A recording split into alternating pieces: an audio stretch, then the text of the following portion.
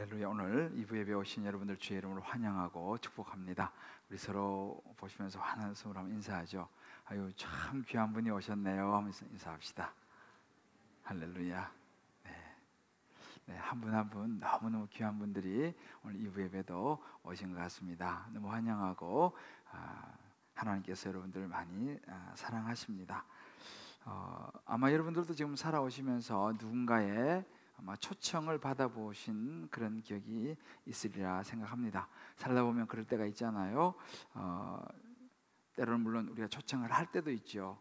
저도 지금까지 쭉 보면 그런 초청을 받았던 그런 기억들이 들어 있습니다.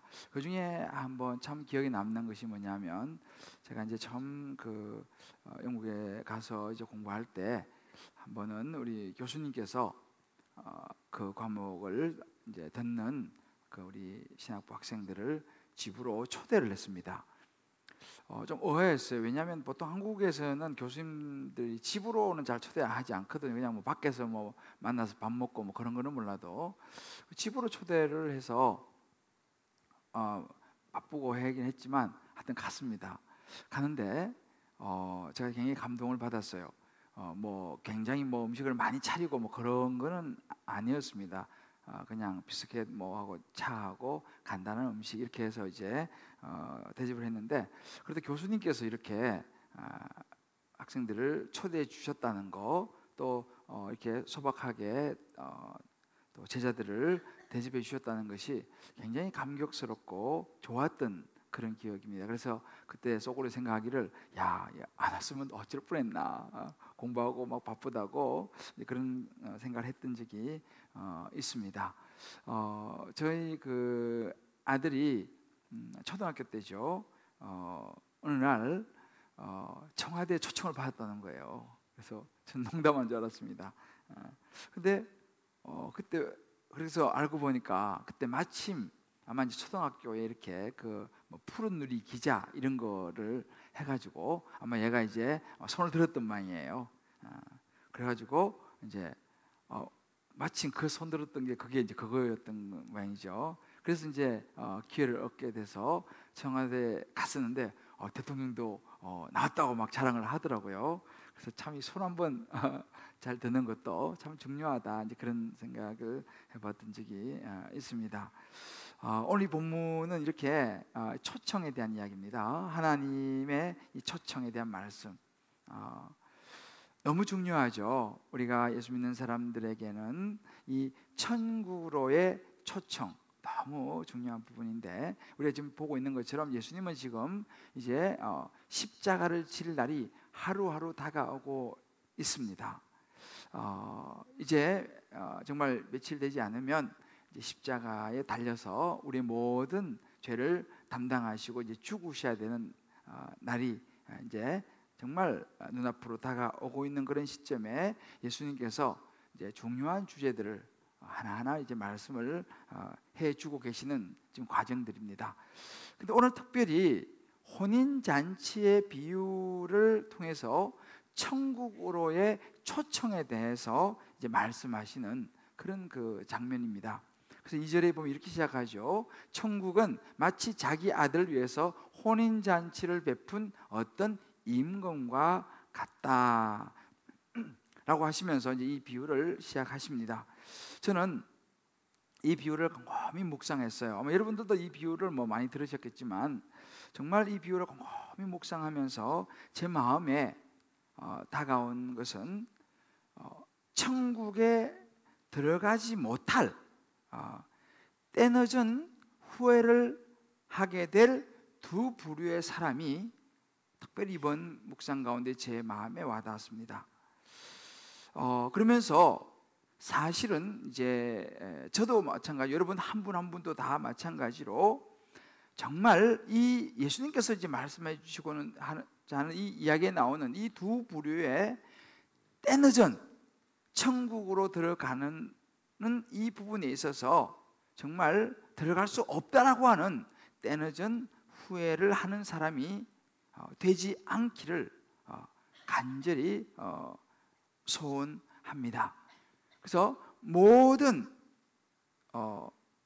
천국 백성, 저도 여러분도 정말 한 번도 빠짐없이 천국 백성으로 그 초대를 우리가 받았을 때에 잘 응해서 정말 모두가 천국에 들어갈 수 있게 되기를 주님의 이름으로 축복합니다.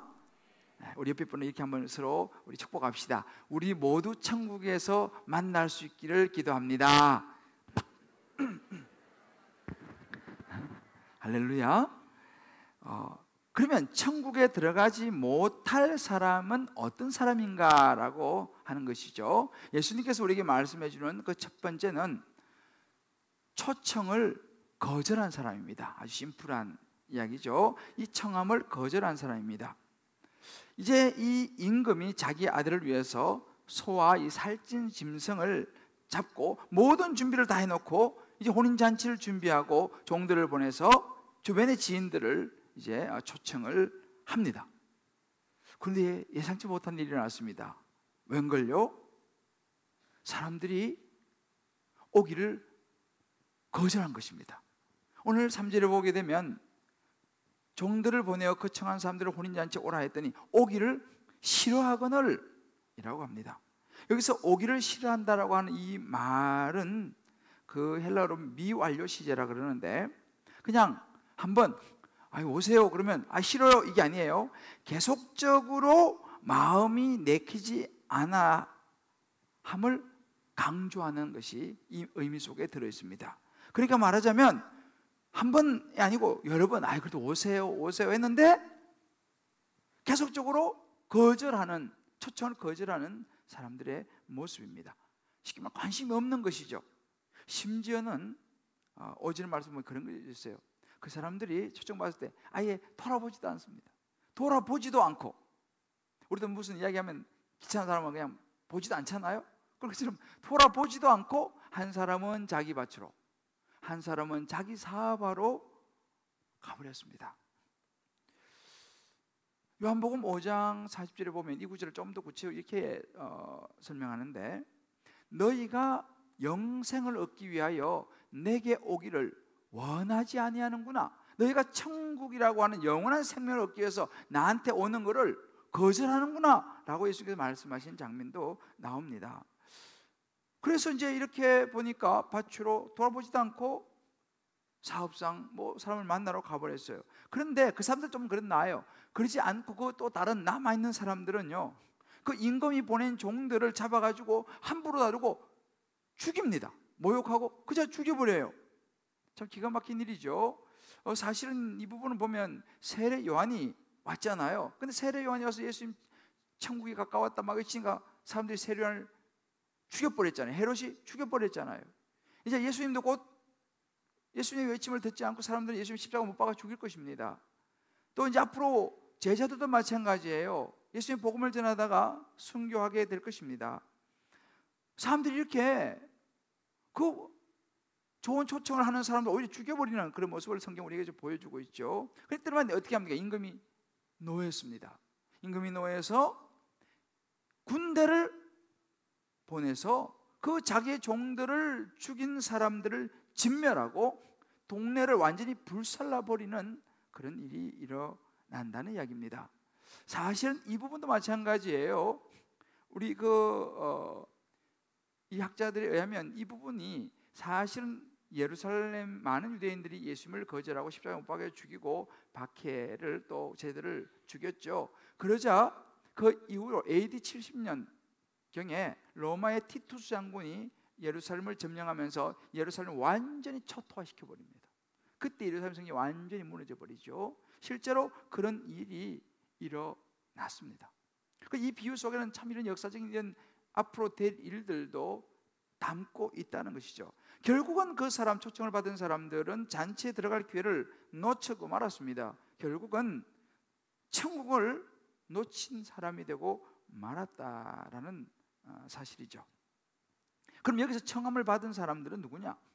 여기서 청함을 받은 사람들은 예수를 모르는 사람이 아니었습니다. 당시 이스라엘은 이렇게 잔치를 벌이고 아는 사람들을 초청할 때는 먼저 주변에 아는 지인들, 아는 사람들에게 먼저 초청장을 보내는 관습이었습니다.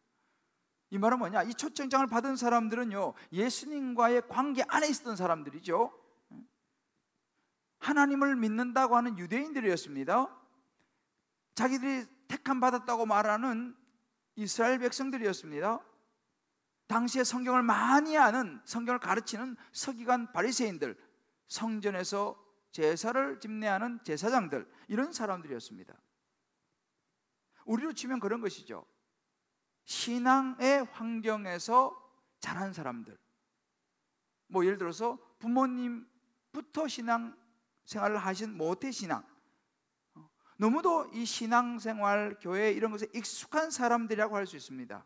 교회로 치면 뭐 목사, 혹은 뭐 장로, 권사, 집사, 성도님, 이런 교회에서 굉장히 중요하고 교회와 신앙생활이 아주 익숙한 사람들이라고 우리가 적용해 볼 수 있습니다. 먼저 초청장이 그들에게 갔습니다. 그런데 왜 그들은 임금의 이 초청을 그렇다면 거절했겠습니까? 오늘 성경에 보면 나옵니다. 밭에 가봐야 하기 때문에, 사업을 하기 위해서 사람을 만나야 하기 때문에 라고 말합니다. 근데 사실 이 부분은요, 누가는 좀 더 자세하게 기록을 누가복음 14장에 보면 하겠는데 이렇게 말합니다. 아우, 좀 양해 좀 해주세요. 제가요 막 지금 밭을 사가지고요 밭을 좀 일구어야 됩니다. 또 한 사람은 아유, 좀 양해해 주세요. 제가 소 5마리를 샀는데 이 소들이 괜찮은지 한번 제가 좀 시험을 좀 해보고 좀 다루어야 해서요, 좀 양해해 주세요. 제가 갈 수 없습니다. 또 한 사람 말합니다. 아, 제가 막 지금 장가를 들었어요. 막 결혼을 해가지고요 지금 제가 갈 수 없습니다 라고 대답하는 부분이 누가는 좀 더 자세히 기록을 합니다. 여러분 보세요. 다 일리가 있는 거절 아닙니까? 너무 중요한 일들이죠. 하나하나 어느 것 하나 중요하지 않은 것이 없습니다. 그런데 분명한 것은 뭐냐? 그런 일들이 너무너무 중요하지만, 그잖아요? 밭을 막 샀어요. 갖고 와야 될 거 아니에요. 소를 막 샀어요. 이 소를 잘 훈련해서 농사 지어야 될 거 아니겠습니까?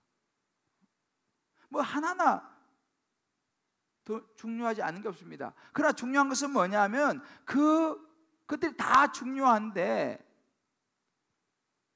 그거보다 더 중요한 초청이 있다라는 거예요. 더 시급한 초청이 있다라는 것을 그들은 깨닫지 못했다는 것입니다. 일단 그들은 자기의 일상이 중요했어요. 자기 일이 중요했습니다. 자기 밭에 가야 했습니다. 지금 버려놓은 사업에 더 집중을 해야 했습니다. 결혼해서 가족을 먹여 살려야 했습니다. 신부와 신랑을 돌봐야 했습니다. 중요하죠. 가만히 보면 그들의 모든 관심은 결국은 눈에 보이는 세상적인 성취였습니다. 급한 일이었죠. 그러나 우리가 급한 일과 중요한 일은 사실은 구분해야 되는데 그들은 급한 일에 집중을 했습니다. 어찌 보면 이 모습이 우리의 모습과 비슷하다는 생각을 해봅니다. 하나님의 부르심을 우리는 받습니다. 그런데 하나님께서 어떤 말씀을 우리에게 주시면 그렇게 절실하게 생각하지 않습니다. 그렇게 크게 생각하지 않습니다. 하나님께서 그거 당장 안 한다고 해서 뭐라 그러지 않습니다. 하나님 일보다는 내일이 급하기 때문이죠. 당장 내 자식이 좋은 교육을 받아야 합니다. 내 자녀가 점수를 올려야 됩니다. 좋은 학교에 들어가야 합니다. 직장에서 인정을 받아야 합니다. 사업의 때를 놓치지 말아야 합니다. 결혼해야 합니다. 우리 젊은이들 데이트도 해야 합니다. 다 중요하죠. 특히 요즘 또 여행을 참 많이 하는 시대가 되었습니다. 저도 사실 여행을 굉장히 좋아합니다. 한 번씩 여행을 얼마나 스트레스가 많습니까? 한 번씩 여행도 해줘야 될 필요가 있습니다. 다 중요합니다. 그러나 더 중요한 게 있다는 사실이에요. 우리 인생을 주관하시는 그 하나님 앞에 나아가 정말 하나님이 초청하신 예배 자리로 나아가 예배를 드리는 것, 말씀의 자리에 초청을 받아 말씀의 자리로 나아가는 것, 그 중요한 것들이 우선 급한 그런 일들로 인해서 많이 거절당하고 있다는 사실이에요. 놓쳐지고 있다는 사실입니다. 주님께 드릴 많은 것들이 가볍게 여겨지고 있다는 사실입니다. 정말 우리가 마음껏 찬양하고 예배를 드리는 이것이 성경 말씀을 듣고 소그룹 달방에 나와서 말씀을 나누는 이것이 얼마나 소중한지를 생각하지 못하는 것입니다. 당장 눈에 보이지 않기 때문에. 세상에 일을 뭘 조금 안 하면 금방 손해가 오니까, 눈에 보이니까. 우리 지난번에 말씀하셨잖아요. 순종이 믿음이다. 두 아들, 둘째 아들의 그 순종, 첫째 아들이 말해놓고 가지 않은 그 모습 보면서 진짜 믿음이 뭐냐? 순종이 믿음이다 라고 말씀하셨죠. 그런데 문제는 우리가 이 순종이 안 된다는 것입니다. 천국은 눈에 보이지 않으니까요. 저는 이번 주도 요한계시록을 묵상했습니다. 요즘 우리가 이제 요한계시록을 묵상하고 있는데 요한계시록이 굉장히 어려워 보이지만 사실은 핵심을 딱 잡고 보면요 아주 단순합니다. 근데 굉장히 중요해요. 사실 요한계시록이. 요한계시록 속에는 이전의 일, 현재 일, 장차 일어날 모든 일들을 요한계시록에 이야기해 주고 있기 때문에 참 저는 요즘 요한계시록을 다시 읽으면서 이 시대를 볼 수 있는 안목을 하나님께서 주고 계십니다. 그래서 이 요한계시록 묵상하면서 다시 한번 저는 장차 우리가 가야 할 천국을 사실 묵상을 했어요. 제가 전에 잠깐 언급을 했었는데 정말 40대 중반에 정말 갑작스럽게 교통사고로 부르심을 받은 한 형제, 한 성도님, 제가 지난주에 그 부모님 댁에 신방을 갔습니다. 참 제가 많은 은혜를 받았습니다. 가서 보니까 제가 아는 분이셨어요. 그 우리 권사님은 원래 이제 광주 분이신데 어머님은 권사님, 아버님은 안수 집사님이셨어요. 근데 이제 아들이 여기 사니까 서울에 한 번씩 광주에서 올라올 때마다 같이 교회를 오셨었어요. 그래서 예배를 드리고 손도 잡고 이렇게 했던, 뵈니까 제가 알겠더라고요.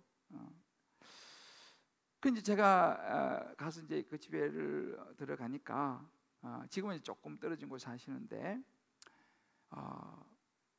하신 말씀, 제 손을 잡으시면서 원사님 그러신 연세는 좀 많으신데, 아이고 우리 아들이 좋아하는 목사님이 오셨네요 하면서 너무 반갑게 저를 이제 맞이해 주셨어요. 그래서 이제 들어가는데 바로 그 문 앞에 이제 아마 그 영정사진이었던 것 같아요. 사진이 이제 이렇게 있었습니다. 제가 얼굴 보니까 내가 아는 분이에요. 그러면서 이제 권사님 제 손을 잡고 그 사진 앞으로 이렇게 바로 거기 있으니까 하시면서 그 영정을 보고 이제 아들의 이름을 부르는 거예요. 누구야? 네가 좋아하는 김대전 목사님 오셨는데 너 거기서 뭐 하냐? 거기서 뭐 하고 있냐? 그러시는 거예요. 그 사진 보면서. 그래서 제가 정말 눈물이 활칵 쏟아졌어요. 그 심정을 생각해 보세요. 그 효자고 그렇게 잘하던 그 아들이 하루아침에 그 눈물 앞에 제가 정말 눈물 났는데요. 근데 중요한 것은 그 다음이에요. 그 권사님이 이제 앉아서 같이 말씀을 나누고 예배를 보는데 그런 이야기를 하시는 거예요. 목사님, 우리는 미워하지 않기로 했습니다. 이렇게 얘기하시는 거예요. 무슨 말씀인가? 참, 사실은 인간적으로는 그렇지만 참 감사합니다. 이렇게 말씀하시는 거예요. 그러면서 이야기를 하시는데 그 아들이요 정말 신실하고 믿음이 참 좋았어요. 그러니까 대학 다닐 CCC 순장도 하고요, 집에서 늘 항상 예배를 인도해야 하고 찬양도 참 잘했다고 합니다. 근데 그날 교통사고 나는 그때 사실은 골목에서 천천히 CCTV에 보니까 천천히 나오는데 그 새벽에 어떤 젊은 두 사람이 그 스포츠카 있잖아요, 그거를 몰고 사람이 없다고 생각하고 전 속력으로 달린 거예요. CCTV에서 차가 안 잡혀 슉 뭐가 지나가 차가 슉 지나가는 그런 느낌. 얼마나 과속을 그냥.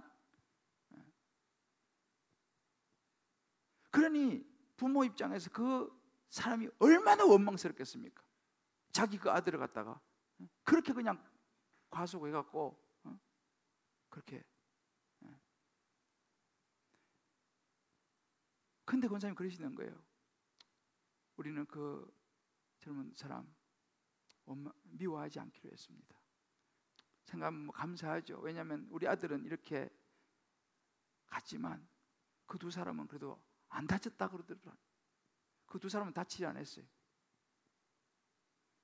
그래도 우리 아들만 그러고 그 두 사람은 안 다쳤으니 그것도 목사님 감사하지요. 이렇게 말씀하시는 거예요. 그러면서 하신 말씀이 우리 아들은 천국 간 것이 확실하기 때문에요.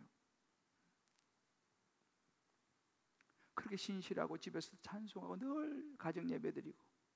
그러니까 이 권사님이 천국에 대한 확신이 너무 분명하신 분이었어요. 사실은요.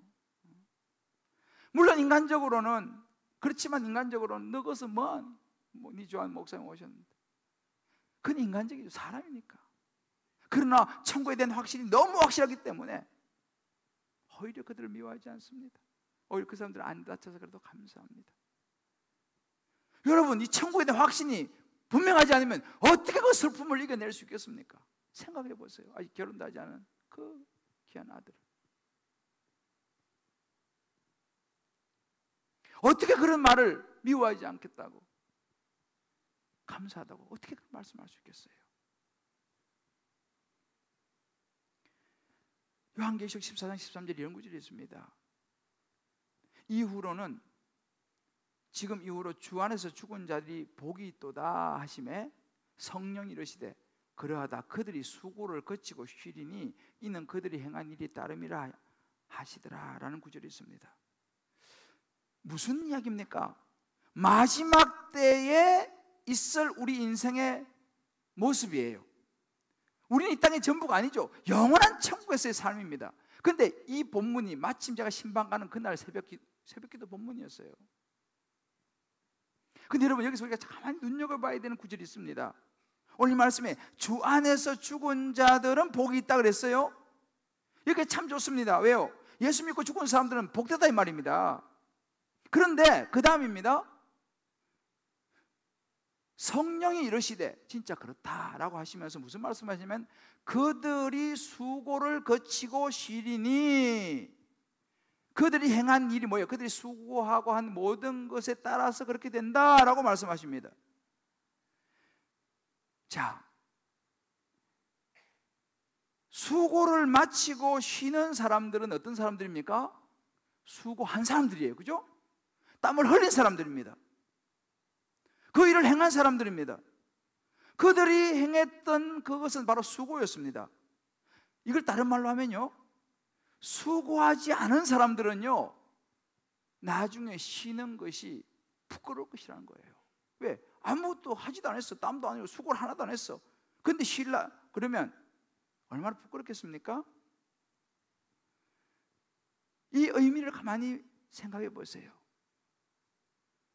사람들은요 이 땅에서 수고를 하는 사람이 참 많습니다.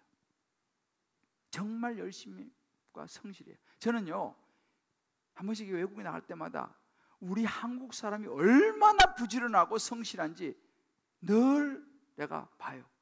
정말 한국 분들은 성실하고 건면합니다. 여러분 주변에 옆에 한번 보세요. 이분들이 이름이 다 김성실이라고 다 써놨잖아요. 그죠? 진짜 한국 분들은 정말 성실해. 내가 볼 때 새벽부터 해갖고 직장 생활 보세요. 일하는 사람 보세요. 정말 한국 사람들은요, 우리 부인들 말도 마세요. 얼마나 부지런한지. 우리 집은 아닌데요. 그런 분 없을 거예요. 한번 여기 보세요. 딱 보면 벌써 성실. 우리 교회 오시면 특히들 한번 주변에 한번 둘러보세요. 얼마나 이 사람들이 성실하고요, 부지런하고요, 열심히 일하는 사람들입니다. 존경합니다, 저는 사실은. 그런데 중요한 게 있어요. 누구를 위해서, 무엇을 위해서? 라는 질문을 우리는 던져야 됩니다. 자신만을 위해서, 자기의 자식과 가족만을 위해서, 성공을 위해서, 더 멋지게 살아보기 위해서. 좋은 것이죠. 나쁜 게 아닙니다. 오늘 말씀 보면 나오잖아요. 밭에 가야 하고, 사업 새로 해가지고 사람도 만나야 되고. 모습 아닙니까? 나쁜 게 아니에요. 다만 그들은 더 중요한 주인의 초청에 그런저런 일들 때문에 관심이 없더라는 것입니다. 일단 내일 좀 해놓고 보자는 거예요. 일단 이 사업 좀 해놓고 보자는 것입니다. 일단 좀 벌어놓고 보자는 것이죠. 일단 우리 애들 대학 보내놓고 보자는 것이죠. 목사님, 제가 은퇴하고 나면요 열심히 할게요. 일 다 하고 나서 그때 열심히 할게요 라고 말씀하시는 분들이 가끔 있습니다. 여러분 생각해 보세요. 주님은 지금 필요하신데 나를 위해서 그 좋은 시간들은 다 쓰고 나중에 힘 없어지면 그때 주님을 찾겠다, 그때 주님 이름을 좀 해보겠다. 여러분 주님 마음이 어떠실까요? 정말 인생의 구원자 되시는 예수 그리스도, 하나님의 말씀은 일단은 뒤로 제쳐놓고 내 개인적인 일과 업무 그거 처리하는데 모든 것을 쏟아버리는 우리의 모습, 주님 보시기에 어떠실까요?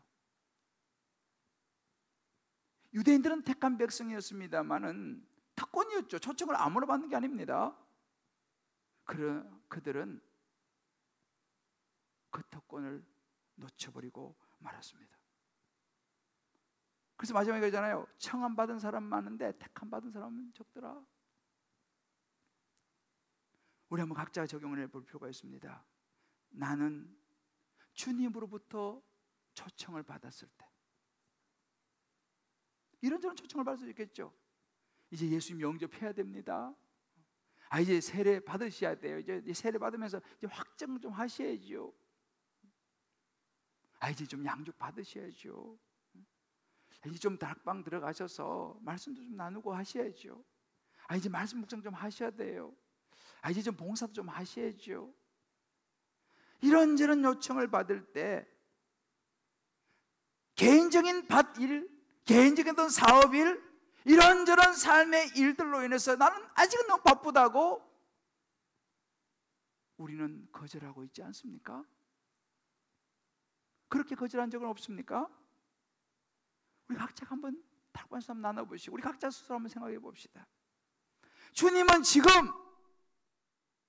결국은 때늦은 후회를 할, 천국에 들어가지 못할 이 사람들을 생각하면서 너 주변에 그런 사람 있잖아, 믿지 않는 사람 있잖아, 그 오이코스 너 한 명이라도 좀 초청을 해줘 라고 간곡히 부탁하는데, 아유 주님 쟤도 제 거가 석자인데 뭐 초청이고 뭐고 뭐 제가 그 신경 쓸 겨를이 없어요, 일부터 해놓고요 라고 이 오이코스를 초청한 일을 거절하고 있지 않습니까? 이제 곧 따뜻한 동이 다가오지 않습니까? 정말 주님께서 부르신 그 부름에 우리가 대답하고 있습니까? 두 번째로 천국에 들어가지 못할 사람을 예수님 말씀하십니다. 초청을 받아 갔지만 예복을 준비하지 못한 사람입니다. 혼이 다 준비되었습니다.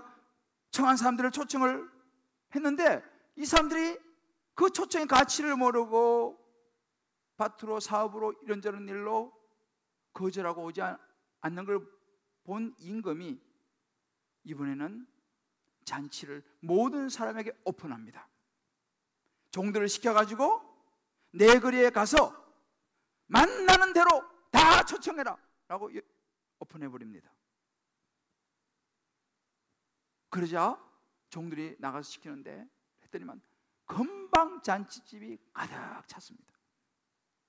이었고 임금이 이제 손님들이 얼마나 왔나 돌아보는데 거기에 한 사람이 예복을 입지 않고 들어와서 앉아있는 걸 보게 됩니다.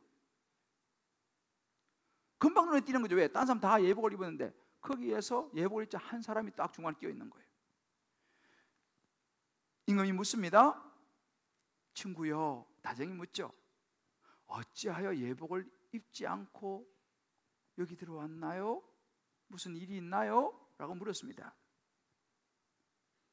이 사람이 아무 말도 대답을 할 수가 없었어요. 뭐라고 이야기했는데 할 말이 없었습니다. 그러자 임금이 말합니다. 사관들에게 시켜서 이 사람은 손발을 묶어서 바깥 어두운 데서 던지라. 거기서 슬피 울며 이를 갈게 되리라. 아주 추상 같은 명령을 내립니다. 사실은 이 표현은요, 성경에 여러 군데 나타나는데 쉽게 한마디로 말하면 지옥을 의미합니다. 슬피 울며 이를 갈미 있으리라. 바깥 어두운 데 쫓으라. 지옥으로 보내라. 이 말입니다. 문제는 예복이에요. 도대체 그 어떤 예복이길래 그렇게까지 해야 되냐 생각할 수 있지 않습니까? 당시 이스라엘의 풍습을 보게 되면 귀한 잔치를 베푸는 그런 사람은요, 그 오는 사람들을 위해서 잔치에 입을 예복을 제공했던 그런 사례들이 있었어요. 여러 성경 배경 연구하는 학자들이 그런 이야기를 합니다. 이건 굉장히 중요한 의미가 있는 배려였습니다. 이렇게 오픈할 경우는요, 부자도 있고 가난한 사람도 있고 별의별 사람 다 있지 않습니까? 그러니까 뭐예요? 주인의 배려는 무엇입니까? 가난한 사람들 옷 걱정하지 말라는 거예요. 내가 다 준비하니 오기만 하면 되는 거예요. 반대로 부자나 좋은 옷을 입고 있는 사람도 자랑을 못해. 왜? 예복을 입어야 되니까. 하나님은 이렇게요, 구원의 은혜를 베풀 때는요 동등하십니다. 부자라고 좋은 옷 입게 하고 가난한 사람이라고 옷이 없어서 그게 아니요, 모든 사람에게 이 예복을 다 준비하셔서 모든 사람에게 동등하게 구원의 은혜를 베푸시는 하나님이신 줄 믿으시기를 주 여러분을 축복합니다. 이걸 보여주는 거예요. 우리 지난번에 기억나시죠? 아침 9시에 와서 일한 사람하고 오후 5시에 일한 사람하고 똑같이 품삯을 줬잖아요. 그죠? 구원의 문은 똑같이 열려 있다는 것을 이야기해 주는 거예요. 그러면 왜 이 한 사람은 예복을 입지 않았겠습니까? 여기 중요한 메시지가 있습니다. 아마도 이 사람은요, 예복보다 더 멋진 옷을 입었던 것 같아요. 내가 입고 있는 이 옷이 저 예복 다 입는 것보다는 훨씬 멋지지, 아마 그러지 않겠나 생각해 봅니다. 말씀드린 것처럼 당시 풍습은요, 예식에 참여한 사람은 자기 생각대로 옷을 입어서 안 돼요. 주인이 준비해 준 그 옷이 아무리 자기가 볼 때는 좀 자기 옷보다는 좀 못한 것 같이 보일지라도 잔치집에는 그 주인, 그 임금이 세운 룰이 있습니다.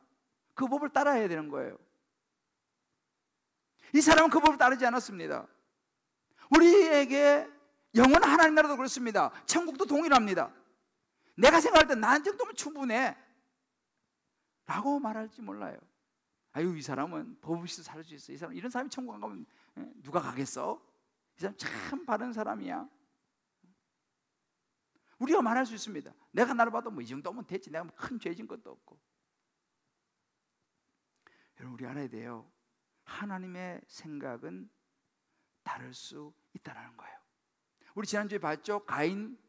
가인의 제사가 왜 안 받아들여졌습니까? 자기 나름대로 준비 잘했는데 그건 자기 생각이죠. 자기가 볼 때는 좋은 예물을 드렸지만 하나님 볼 때는 그건 합당하지 않은 거예요. 그럼 그건 안 받아들인 거죠. 우리의 생각이라는 것이 얼마나 어찌 보면 하나님 받으시기에 합당한가는 나에게 달려있지 않다는 사실을 우리가 알아야 됩니다. 하나님의 구원의 길은요, 모든 사람에게 열려져 있습니다. 동등하게 열려져 있습니다. 그렇다고 해서 아무나 들어갈 수 있는 곳이 천국이 아니에요. 여러분, 가끔씩 뭐 이렇게 여행을 하신다든지 외국을 가시다 보면 공항에서 여권 검사를 하지 않습니까? 제가 지난번에 한 번은요, 한 가족이 여행을 가는데 한 사람이 모르고 여권, 구여권을 가져온 거예요. 날짜가 틀려. 만기대가 바꿨어. 가서 보니까 여권이 안 맞는 거야. 그 사람 가족들은 다 타고 가는데 그 사람은 에이 우리 뭐 다 가족인데 알잖아요. 태워줍니까? 그 사람 탔을까요? 못 탔을까요? 못 탔어요. 가족들끼리 모처럼 여행 가는데 여권이 안 맞아. 못 탔어요. 그렇다고 또 다 취소할 수 없잖아요. 또 다 어린이 해놨는데. 여러분, 가볍게 생각해서는 안 됩니다. 에이 그냥 뭐 말만 좀 잘하면 통과시켜 주겠지. 초등학생 데리고 가가지고 에이 보세요, 우리 내 아들이에요. 가족사진 보여줄까요? 가족사진 보여줘. 아 똑같이 닮았네. 뭐 똑같네요. 붕어빵이네요. 그래 타세요? 태워줍니까? 안 태워주죠. 그 아이는 초등학생이라도 자기 여권이 있어야 되는 거예요. 결국은 못합니다. 제가 이번에 안식 올 때 한번 비행기를 탔는데 그 이제 핸드 캐리어를 하게 됐어요. 근데 그 선크림이 규정이 100ml는 핸드 캐리어를 못 하잖아요. 그래서 제가 보니까 선크림 이게 다 쓰고 한 5ml나 남았을까 그래요. 이 케이스도 뭐 다 찌그러졌고 조금 남았는데 이건 막 괜찮겠지. 조금밖에 안 남았는데 누가 봐도 이거는 뭐 꽉 찬 게 아니고 100ml 찬 게 아니고 5ml밖에 안 남았으니까 가져갔어요. 검색대를 가는데 그 사람이 묻는 거예요. 제가 그랬죠. 아이 보세요. 이거 지금 뭐 이거 조금밖에 안 남았어요. 이게 100ml인데. 자, 그거 가져갈 수 있었을까요? 쓰레기통에 들어갔을까요? 쓰레기통에 들어갔어요. 왜? 5ml밖에 안 들었어도 이 용기는 100ml짜리 용기라는 거예요. 그때 제가 깨달은 게 많아요. 여러분, 천국에 대충 묻어간다고 생각하시면 안 됩니다. 오히려 사람들이 천국을 가볍게 생각해요. 에이 우리 부인이 열심히 교회 다니는데 뭐 대충 나도 따라가면 되지. 아이 우리 부모님이 열심히 우리 부모님 목사님이야. 그럼 나도 뭐 대충 묻어가면 되지. 여러분 될까요? 세상에서는요 그렇게 속에서 들어갈 수도 있을 거예요. 세상에서 잘만 해갖고 뭐 어떻게 해가지고 속에 갈지는 모르겠지만 천국은 다릅니다. 불꽃 같은 눈동자로 보고 계시는 하나님 앞에서는요 그 누구도 예복을 준비하지 않고는 들어갈 수 없다는 사실입니다. 천국 여권을 소지하지 않고는 들어갈 수 없다는 사실이에요. 이것이 하나님께서 정해놓으신 법칙입니다. 사도행전 4장 10절 이렇게 말씀하십니다. 다른 이로서는 구원을 얻을 수 없나니 천하 사람 중에 구원을 얻을 만한 이름을 내가 준 일이 없다고 그랬습니다. 천국의 예복은요 딱 하나입니다. 천하 인간의 구원을 얻을 이름을 주지 못합니다. 요한복음 말씀에 14장 6절에 뭐라고 하니까 내가 곧 길이요 진리요 생명이니 나로 말미암지 않고는 예수로 말미암지 않고는 아버지께로 올 자가 없느니라. 할렐루야. 천국에 들어갈 수 있는 유일한 예복은요 예수 그리스도라고 하는 예복을 입지 않고는 아무리 뭐 사정하고 아무리 뭐 무슨 이야기를 해도 들어갈 수 없다라는 것을 말씀해 주는 거예요. 대통령이라는 옷을 입어도 안 됩니다. 목사라고 하는 옷 안 됩니다. 성인 군자라고 하는 옷, 도덕군자 옷 그거 가지고 못 들어갑니다. 예수라고 하는 옷을 입어야 돼. 그렇지 않고는 마지막에 천국문 앞에서 낭패를 보는 거예요. 그때 때늦은 후회를 하게 될 것입니다. 우리 그래서는 안 되잖아요. 이사야 64장 6절로 이렇게 말씀하십니다. 우리는 다 부정한 자 같아서 우리의 의는 다 더러운 옷과 같다 그랬어요. 우리는 다 잎사귀같이 시들므로 우리의 죄악이 바람같이 우리를 몰아가나이다. 이게 우리 인생이에요. 의는 없나니 하나도 없다고 말씀했습니다. 우리의 예복을 입고 천국 들어갈 사람은 아무도 없다고 지금 말씀하시는 거예요. 우리 각자 한번 적용해 봅시다. 나는 내가 생각하는 예복을 입고 천국에 들어가려고 하지 않느냐? 믿음 좋아 보이는 부인 따라서, 믿음 좋아 보이는 부모 따라서, 믿음 있는 남편을 따라서, 자식을 따라서 나도 대충 들어가면 되지 뭐 라고 생각하지 않습니까? 정말 나는 나를 위해 십자가에 죽으시고 부활하신 예수 그리스도 그분의 옷을 입고 있습니까? 신앙생활을 내 생각대로, 내 편리대로, 예수님도 내 생각대로 따라가고 있지 않습니까? 아니면 주님이 원하시는 모습으로 우리가 따라가고 있습니까? 여러분, 무엇을 통해 천국에 들어갈 수 있다고 생각하십니까? 사랑하는 성도 여러분,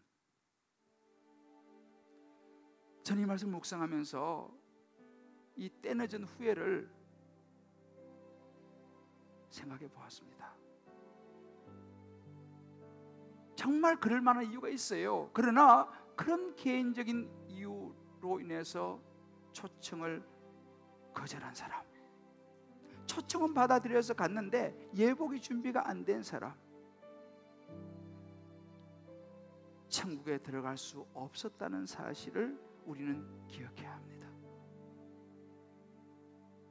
초청은 거절할 수 있어요. 그러나 하나님의 심판은 거절할 수 없습니다.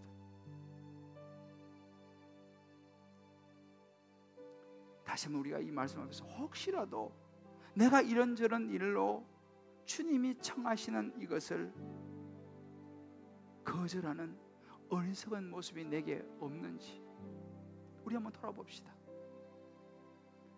여러분 중에 정말 아직도 예수님을 확실하게 내 마음에 모셔드리지 않은 분이 있으시면요, 오늘이라도 그 예수님을 마음속에 확실히 초청하시고 모셔드리셔서 그 초청에 응하시기를, 주님의 초청에 응하시기를 주의 이름으로 축복합니다. 아직 세례 안 받으신 분들 계시죠? 올해가 가기 전에 주님의 초청에 응하셔서 다 세례 받으시고 하나님의 자녀인 확증을 하시기를 주의 이름으로 축복합니다. 여러분, 각자의 결단들을 해보세요.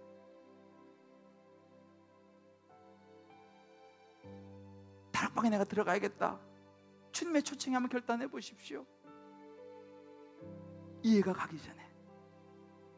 내 생각으로는 천국 들어갈 수 없어요.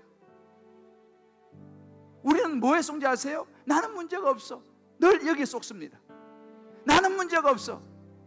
여기에 속습니다. 정말 나는 문제가 없을까요? 제가 많이 속았던 것이 이것입니다. 나는 목사인데 뭐 목사님 나가 뭐 어떻게 문제가 있겠어? 아니요. 깨닫고 보니 저에게 문제가 많더라니까요. 이것을 깨닫는 것이 주님을 찾게 되는 은혜예요. 회개의 출발이 되는 것을 제가 깨달았습니다. 어인 없는 날이 하나도 없습니다. 예수 없이는 안 돼요. 저는 오늘 이 시간 이제 말씀을 마무리하면서 여러분들과 한 가지 하고 싶은 일이 있습니다. 우리 자신도, 여러분들 중 한 분도 때늦은 후회를 하지 말아야 됩니다. 그러나 우리도 그러하지만 내 주변에 예수님의 초청을 아직도 거절하고 있는, 교회 나오지만 아직도 이 예복이 없는 사람들, 그들이 때늦은 후회를 하지 않도록 우리 기도해야 합니다. 내 가족 중에서 아직도 예복을 입지 않고 있는 사람이 있죠. 아직도 예수를 모르는 사람이 있습니다. 내 친척, 친구, 주변 사람, 직장 동료 중에서 아직도 예수님의 초청을 거절한 사람이 있습니다. 어떻게 해야 될까요? 나면 가면 좋을까요? 가족이 같이 영을 갔는데 한 명은 여건이 안 맞서 못 가. 가족들의 기분이 좋을까요? 그래도 우리는 괜찮아요. 다음 비행기 집에 가서 여권 가지고 바꿔줘 와서 다음 비행기 타고 가면 돼요. 천국은 그런 게 없어요. 내 사랑하는 아들이 서울대학 가는 것도 좋은데, 내 사랑하는 딸이 하버드 가는 것도 좋은데, 영원한 천국 갈 때에 함께 할 수 없다면 여러분, 그거보다 가슴 아픈 일이 어디 있겠어요? 인생은 내일 일을 모르는 것입니다. 제가 그 권사님 말씀드렸잖아요. 기가 막힌 일을 만나도 천국이 확실하니까 감사가 나오더라는 거예요.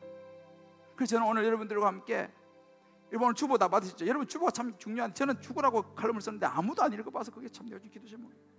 아무도 관심이 없어. 내 칼럼을 주보라고 써. 이게 그냥 나오는 거 아니에요. 저도 기도원에 가가지고요, 머리 싸매고 막 고민하면서 쓰는데 아무도 안 봐. 그래서 집에 갈 때는 두고 가시더라고. 아유 주여, 나는 여러분 저를 저 불쌍히 여기셔가지고 가져가서 한번 좀 읽어봐 주세요. 좋은 간증도 있어요. 우리 집사님 간증. 그냥 두고 가시면 내 마음이 무너져요. 아시겠죠? 집에 가져가서 꼭 한번 읽어보시기 바랍니다. 우리 목사님 불쌍해서 도대체 무슨 이야기를 썼나 한번 읽어보세요. 자, 주보 다 받으셨죠? 주보 안 받으신 분은 꼭, 자, 주보 안에 보면 이게 들어있어요. 이게 종이 한 장 다 꺼내보세요. 자, 주보 안에는 이 종이, 자 이렇게 흔들어 보세요. 아마 주보를 못 받은 분들은 지금 그 주보 좀 줘요. 이거 왜 하려면, 아유 목사 오늘 또 뭘 하시려고 하는 거라 생각하실 텐데, 맞아요, 뭐 하려고 해요. 우리가 이번 10월 때 한 달 정도 남았습니다만 따뜻한 동행합니다. 그때 때늦은 후회를 할 사람을 한 명이라도 내가 초청하기를 원하는 거예요. 그 내가 고민했어요. 엄청 부담스럽죠. 근데 여러분, 오늘 말씀 집에 와서 같이 읽어보세요. 임금이 있잖아요. 종을 보냈어요. 초청장을 보냈어. 근데 그 사람들이 그 종을 어떻게 했어요? 죽였습니다. 초청장 들고 온 사람 죽였어요. 가만히 보세요. 성경을 죽였어요. 난 놀랐어요. 여러분 이거 가지고 가가지고 혹은 누구 교회 오라고 그런다고 여러분 죽이진 않을 거예요. 걱정하지 마세요. 우리 교회 한번 가자 그런다고 죽이지는 않아요. 근데 성경이 죽였어요. 그렇게 죽으면서까지도 초청장을 전하는데 우리는 죽이진 않잖아요. 그냥 야 이번 한번 가보자, 한 번만, 그 말 하는 거 우리 그것까지 부끄러워해서는 안 됩니다. 여러분 여기다가 이름을 한 명, 좋아요, 한 명, 뭐 10명 쓰면 그건 시간이 없으니까 한 명, 날 쓰실 분은 쓰시면 돼. 때늦은 후회를 할 한 명, 한 명은 떠오를 거예요. 그죠? 오늘 찬송 우리 부르면서 한 명, 그 사람에 대해 전화번호 놔두세요. 안 적으셔야 돼요. 우리 전화하지도 못해요. 이름만 적으시면 돼.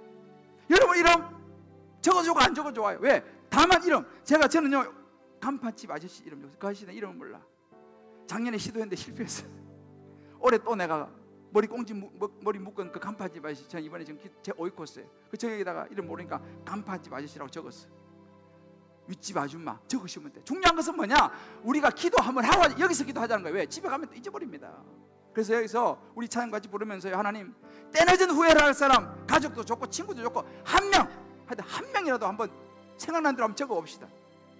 볼펜 가지고, 볼펜 없는 손도 치고 우리 찬양하면서 한번 적어보고 같이 이 자리에서 한번 그 사람 위해서 기도합시다. 할렐루야.